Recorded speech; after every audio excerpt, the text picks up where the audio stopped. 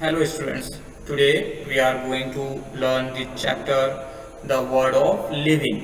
आज हम लोग The Word of Living के बारे में पढ़ेंगे। ये चैप्टर का नाम है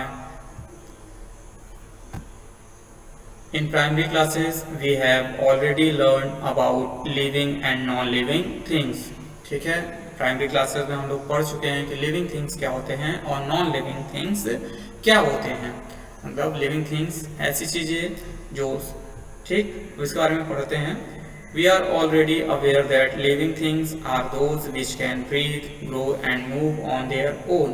हम लोग जानते हैं कि लिविंग थिंग्स ऐसी चीज़ें होती हैं जो कि ब्रीथ सांस ले सकती हैं, ग्रो मतलब अपने आप को ग्रो कर सकती हैं, एंड मूव अब चल सकती हैं अपने आप। ठीक है, मूव ऑन देयर ओन।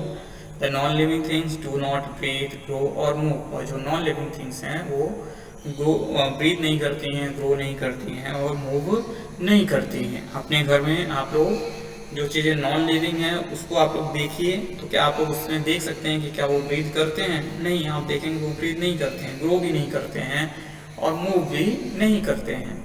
ठीक, लेकिन ये सारे के सारे कैरेक्टर लिविंग थिंग्स में पाए जाते हैं। All the things have certain common characteristics. और सारे के सारे जो लिविंग थिंग्स होते हैं उनके कुछ कॉमन कैरेक्टरिस्टिक्स होते हैं। These characteristics are quite different from those of non-living things। और ये जो कैरेक्टरिस्टिक्स हैं ये काफ़ी डिफरेंट होते हैं नॉन लिविंग थिंग्स से। Let us try to study these characteristics in detail। हम लोग अब इस कैरेक्टरिस्टिक्स को कुछ डिटेल्स में पढ़ते हैं। Do you know? Virus is a microorganism which has the characteristic of both living and non-living things। Virus जो होता है वो ऐसा माइक्रो ऑर्गेनिज्म होता है जो कि लिविंग भी होता है और नॉन लिविंग भी होता है। ठीक ना, कि ये लिविंग के कैरेक्टर भी शो करता है और नॉन लिविंग के कैरेक्टर भी शो करता है। ये जब लोगों के ऊपर अटैक करता है और लोगों को इन्फेक्ट करता है तब ये लिविंग हो जाता है। बाकी ऐसे ही अगर किसी सरफेस पे पड़ा है तो वहाँ पे वो नॉन लिविंग की तरह बिहेव करता है। ठीक, तो इसे हम लोग वायरस को कहते हैं connecting link between the living things and non living things. ये जो है लिविंग थिंग्स को और नॉन लिविंग थिंग्स को जो है एक कनेक्टिंग लिंक है इन दोनों का। ठीक है ना, ये लिविंग भी है, नॉन लिविंग भी है। तो हम आपको बताए हैं कि कैसे ये लिविंग है, कैसे वो ये नॉन लिविंग है। ठीक ना, तो हम लोग कनेक्ट कर रहे हैं लिविंग को नॉन लिविंग थिंग से या फिर नॉन लिविंग थिंग्स को लिविंग से कनेक्ट कर रहे हैं। किससे? वायरस के थ्रू। कैरेक्टरिस्टिक ऑफ लिविंग के लिविंग जो ऑर्गेनिजम्स होते हैं उनके कैरेक्टरिस्टिक्स क्या हैं? Living things are made up of cells. जो लिविंग थिंग्स होते हैं वो किससे बने होते हैं? वो सेल से बने होते हैं। ठीक, जैसे एक मकान होता है, मकान छोटे छोटे ईंटों से बना होता है, वैसे जो लिविंग थिंग्स होते हैं वो सेल से बने होते हैं। ठीक ना, all the things are made up of cells. All the living things are made up of cells. सारे के सारे जो लिविंग थिंग्स होते हैं वो किससे बने होते हैं? वो सेल से बने होते हैं। Cell is the basic unit of life. Cell जो होता है ये लाइफ का बेसिक यूनिट है। ये कैसे लाइफ का बेसिक यूनिट है? क्योंकि एक जो सेल होता है, सेल से ही मिल के क्या होता है, पूरी की पूरी बॉडी लोगों की बनी होती है। इस वजह से कहते हैं कि cell is the basic unit of life. ठीक, it is a structural and functional unit of plant as well as animals. जो सेल होता है ये स्ट्रक्चरल एंड फंक्शनल यूनिट होता है प्लांट्स का और एनिमल्स का। मतलब एक सेल के अंदर ये सारी की सारी जो फंक्शंस होते हैं वो होते हैं। ठीक है ना, और एक सेल से ही मिलके पूरी बॉडी बनी होती है। तो ये क्या है? ये मतलब एक सेल से ही मिलके छोटे छोटे सेल से ही मिलके बॉडी बनी होती है। तो ये स्ट्रक्चरल हो गया एंड फंक्शनल, क्योंकि एक सेल में ही फंक्शन होते हैं, बॉडी के जो भी फंक्शन होते हैं वो सेल में ही होते हैं। इस वजह से ये स्ट्रक्चरल और functional unit of plant as well as animals हैं। Cells are so small that we cannot see them with our naked eyes। We need a microscope to see them. Cells इतने छोटे होते हैं कि हम उनको अपने नेकेड आई से, हम लोग अपने खुली आंखों से नहीं देख सकते हैं। हमें सेल्स को देखने के लिए माइक्रोस्कोप की जरूरत होती है। The number of cells in living things vary over an enormous range. Number, जो सेल्स का नंबर होता है लिविंग थिंग्स में, वो बहुत ही इनॉमरस रेंज में, बहुत ही उसका रेंज बहुत ही ज़्यादा हो सकता है, बहुत ही ढेर सारे नंबर हो सकते हैं एक लिविंग थिंग्स में सेल्स के।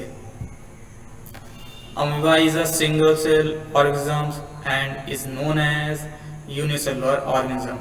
अमीबा जो होता है ये सिंगल सेलुलर और एक सिंगल सेल का ऑर्गेनिज्म है, और इसे जो हम लोग कहते हैं इसे यूनिसेलुलर ऑर्गेनिज्म कहते हैं। ऐसे ऑर्गेनिज्म जो केवल सिंगल सेल से बने होते हैं, एक सेल से बने होते हैं, उनको हम लोग यूनिसेलुलर ऑर्गेनिज्म कहते हैं। यूनि मतलब वन, सेलुलर मतलब सेल, ठीक है ना। तो सिंगल सेल से, वन सेल से बना हुआ ऑर्गेनिज्म यूनिसेलुलर ऑर्गेनिज्म कहते हैं। ये देखिए, ये फिगर है अमीबा का, ठीक, ये एक अमीबा है। इस अमीबा के अंदर ही सारे के सारे फंक्शंस हो जाते हैं, एक्सक्रीशन के, रेस्पिरेशन के, ठीक है ना, डाइजेशन के, ठीक, ऑस्मो रेगुलेशन के, मतलब सारे के सारे फंक्शंस एक सिंगल सेल में ही हो जाता है, ठीक है। इसी वजह से सेल को क्या कहते हैं, structural and functional unit of organisms. Cell का structural and functional unit of organism इसी वजह से कहते हैं क्योंकि एक सेल में भी सारे के सारे लिविंग एक्टिविटीज हो सकती हैं। ओके स्टूडेंट्स, ये देखिए, ये सेल है, सेल के डिफरेंट ग्रुप ऑफ अमीबा है। ये एक अमीबा है, दूसरा अमीबा ये है, तीसरा अमीबा ये है, ठीक है। इसका आप देख रहे हैं शेप फिक्स नहीं है, क्योंकि इसके शेप फिक्स नहीं होते हैं, ठीक है। हम आप लोग आगे डिटेल में पढ़ेंगे क्यों इसके शेप फिक्स नहीं है। ये देखिए, ये अमीबा अंडर माइक्रोस्कोप, हम लोग जब माइक्रोस्कोप के अंदर देखते हैं, क्योंकि अमीबा हम लोग को खुली आंखों से तो दिखता नहीं है, हम लोग जब माइक्रोस्कोप के हिसाब से देखते हैं अमीबा, तो हम लोग को ऐसे वो दिखता है, ठीक है ना। ये जो डिफरेंट डिफरेंट कलर दिख रहा है बेटा, ये स्टेनिंग होती है, ठीक है ना, मतलब कलर किया जाता है, एक तरह से कलर किया जाता है ताकि हम लोग को वो ऑर्गेनिज्म दिख पाए, हम लोग उसके डिफरेंट डिफरेंट पार्ट आइडेंटिफाई कर सकें। Okay, diagrammatic view of amoeba. Amoeba का जो है, ये देखिए, ये एक डायग्रामेटिक व्यू है, ठीक, मतलब एक डायग्राम बनाया गया है अमीबा का। ये डिफरेंट डिफरेंट इसके स्ट्रक्चर्स दिखलाए गए हैं, कॉन्ट्रैक्टाइल वैक्यूल, फूड वैक्यूल, ठीक है। कॉन्ट्रैक्टाइल वैक्यूल जैसे एक्सक्रीशन में हेल्प करता है, फूड वैक्यूल डाइजेशन में हेल्प करता है, न्यूक्लियस आप लोग इसके बारे में पढ़ेंगे, हम आपको बस ऐसे ही दिखला देते हैं ये डायग्राम कि अमीबा ऐसा होता है। Bacteria and yeast also belongs to category of unicellular organisms. Unicellular organisms क्या होते हैं, सोचिए, आप लोग अभी बताए हैं हम आपको, हाँ ठीक है, ऐसे ऑर्गेनिज्म जो सिंगल सेल से, एक सेल से बने होते हैं। बैक्टीरिया हो गया, ठीक है ना, जो डिफरेंट डिफरेंट बीमारियां हमें इन्फेक्ट करते हैं। ईस्ट भी एक तरह का ऑर्गेनिज्म है, ठीक है, जो कि सिंगल सेल के ही होते हैं, ये दोनों भी सिंगल सेल के होते हैं। ईस्ट से ही हम लोग क्या बनाते हैं, ब्रेड बनाते हैं। ब्रेड जो होता है घरों में जो हम लोग को बन के आता है, वो ईस्ट से ही बन के आता है, ठीक। ये देखिए, ये बैक्टीरिया का फिगर है, ठीक है ना, ऐसे बैक्टीरिया होता है। और भी स्ट्रक्चर होते हैं बैक्टीरिया, और भी शेप के बैक्टीरिया होते हैं। देखिए, ये डिफरेंट डिफरेंट शेप के बैक्टीरिया, ये है ना, ये गोला है जिसे हम लोग कोकस बैक्टीरिया कहते हैं। आप लोग हायर क्लासेस में जाएंगे तो जाएंगे, कोकस है, ये क्या है, ये जो है बैसिलस बैक्टीरिया है। बैसिलस मतलब ये जो शेप होता है रॉडनुमा, बैसिलस इसको कहते हैं, बैसिलस बैक्टीरिया। आप लोग हायर क्लासेस में जाएंगे पढ़ेंगे, तो ये जो है डिफरेंट डिफरेंट शेप के बैक्टीरिया भी पाए जाते हैं, ठीक। ये देखिए, ये यूनिसेलुलर ईस्ट, ठीक है ना, ये देखिए, ये ग्रुप है, ये ईस्ट का पूरा ग्रुप है, और ये एक सेल है।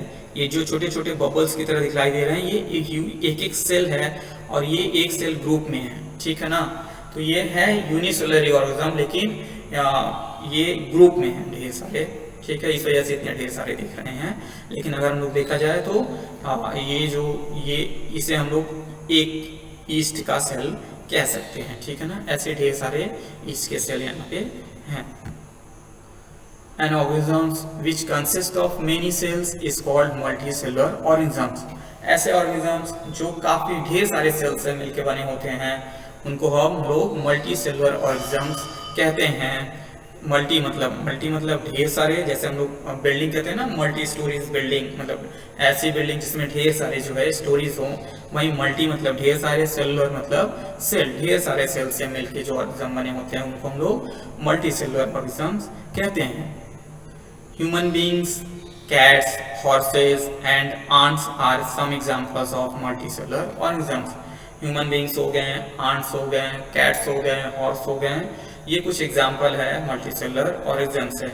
आप लोग अपने आसपास देखिएगा कि और भी मल्टीसेलुलर ऑर्गेनिजम्स को देखिएगा और उसको आइडेंटिफाई करने की कोशिश करिएगा।